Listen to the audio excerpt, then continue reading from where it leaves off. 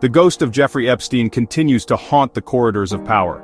Years after his arrest and subsequent death in prison, the disgraced financier's alleged crimes continue to cast a long shadow.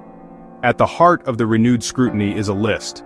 This is not just any list, however, it is the Epstein client list, a roster of names purportedly connected to the late sex offender. The list, rumored to contain high-profile figures from the worlds of politics, finance, and entertainment, has become a lightning rod for controversy. Calls for its release have intensified, fueled by a public hungry for answers and accountability. Leading the charge for transparency is a bipartisan congressional committee. Frustrated by delays and stonewalling, lawmakers are demanding that former Florida Attorney General Pam Bondi release the Epstein client list. Bondi, who served as Florida's top law enforcement officer during the initial Epstein investigation, has faced intense criticism for her handling of the case. Her subsequent ties to the Trump administration, where she served as a White House advisor, have further fueled suspicions of a cover-up. The pressure on Bondi to come clean is mounting. The committee's demands are not merely a matter of political posturing, they strike at the core of public trust in the justice system. The Epstein case, with its allegations of sex trafficking, abuse, and a network of enablers, has shaken public confidence to its core.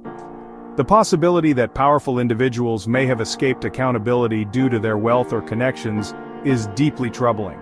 The release of the client list, while not a guarantee of justice, is seen as a crucial step towards uncovering the truth. The stakes are high. The Epstein case is not just about the crimes of one man, but about a potential system of complicity and abuse that reaches the highest levels of society. The demand for transparency is a demand for accountability, a refusal to let the powerful escape scrutiny. The world is watching to see if justice will prevail or if the shadows of doubt will remain. Pam Bondi's tenure as Florida's Attorney General was marked by both praise and controversy. A staunch conservative and rising star in the Republican Party, Bondi made headlines for her tough stance on drug trafficking and her successful legal challenges to the Affordable Care Act. However, it was her handling of the Jeffrey Epstein case that would come to define her legacy, casting a long shadow over her career and fueling accusations of political maneuvering and a failure to protect vulnerable victims. The Epstein case landed on Bondi's desk in 2008, just as she was assuming her role as Attorney General. Epstein, a wealthy financier with powerful friends, had been accused of sexually abusing underage girls at his Palm Beach mansion. The case presented a unique challenge for the newly elected Attorney General. On the one hand, the evidence against Epstein appeared damning, with multiple victims coming forward to share their horrific experiences. On the other hand, Epstein's legal team was formidable, boasting high-powered attorneys with a history of securing favorable deals for their clients. Bondi's office ultimately decided not to prosecute Epstein on state charges, opting instead to allow federal prosecutors to handle the case.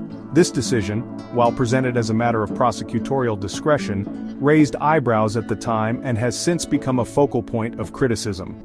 Critics argue that Bondi, influenced by political considerations and perhaps even pressure from Epstein's powerful allies, missed an opportunity to hold the financier accountable for his alleged crimes. They point to the lenient plea deal that Epstein ultimately received as evidence that justice was not served. Bondi has vehemently denied any wrongdoing in the Epstein case, maintaining that her office acted in the best interests of the victims. She has pointed to the complexities of the case and the challenges of securing a conviction against a defendant with vast resources. However, the cloud of suspicion surrounding her role in the Epstein saga has persisted, fueled by her subsequent ties to the Trump administration and the unanswered questions that continue to swirl around the case. The year 2008 marked a turning point in the Jeffrey Epstein case, but not in the way that many had hoped. Instead of facing the full weight of the law for his alleged crimes, Epstein, represented by a team of high-priced lawyers, managed to secure a plea deal that sent shockwaves through the legal community and outraged victims' rights advocates. The deal, widely criticized as a travesty of justice, allowed Epstein to plead guilty to lesser state charges in exchange for a lenient sentence. The architect of this controversial agreement was then U.S. Attorney Alex Acosta, whose role in the Epstein case would later come back to haunt him during his tenure as labor secretary in the Trump administration. Acosta defended the plea deal at the time, arguing that it was the best outcome that could be achieved given the complexities of the case and the risk of Epstein walking free if the case went to trial. However, the details of the deal, which remained largely hidden from public view until years later, painted a different picture.